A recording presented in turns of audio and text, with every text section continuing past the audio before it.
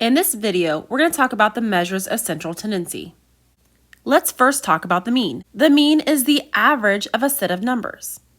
You find the mean by taking the numbers in the data set, adding them up, and dividing by how many numbers there are.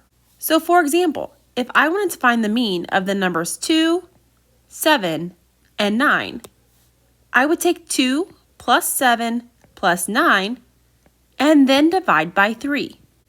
2 plus 7 is 9, and 9 plus 9 is 18. So we have 18 divided by 3. Our mean is 6. Now let's talk about the median. The median is the number in the middle of the set of numbers. The numbers have to be placed from smallest to largest. Once you do that, you can find the middle number by crossing off the one in the front, crossing off the one in the back, and then continuing until you no longer have any numbers to cross off. As you can see, 15 is exactly in the middle. It's the median. We have 3 numbers below 15 and 3 numbers above 15. The example above had an odd amount of numbers, so there was an exact median. But sometimes there's an even amount of numbers and you don't have an exact median in your data set. Look at the numbers 10, 11, 12, and 13.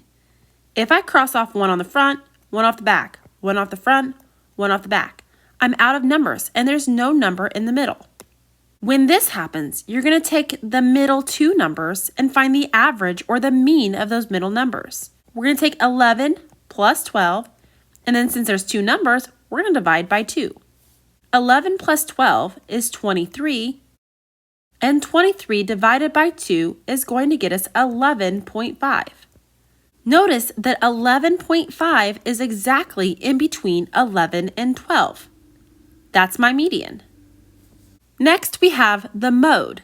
The mode is the number that appears the most in the data set. I remember this because mode starts with MO and most starts with MO. Look at these numbers below. In this data set, our mode would be 3 because it happens twice.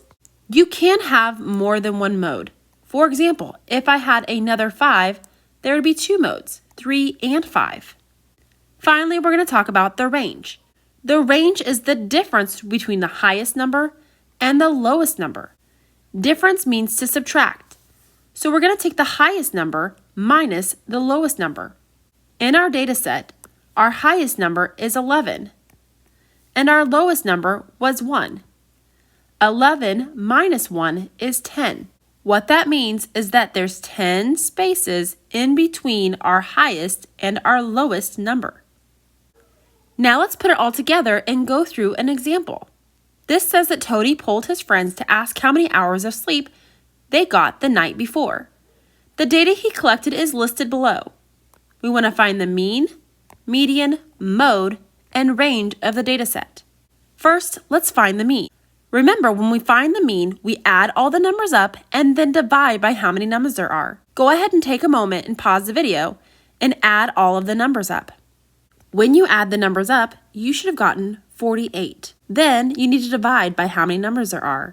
There are 8 numbers. So 48 divided by 8, which is 6. Next, we're going to find the median.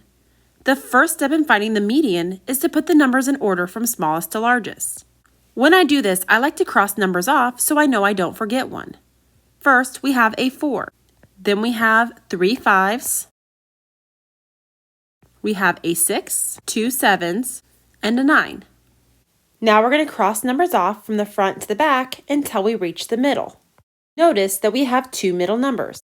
When you have 2 middle numbers, you're going to add them up and divide by 2. 5 plus 6 is 11, and 11 divided by 2 is 5.5. Notice that 5.5 is exactly in between 5 and 6. Next, we need to find the mode. The mode is the number that occurs the most often.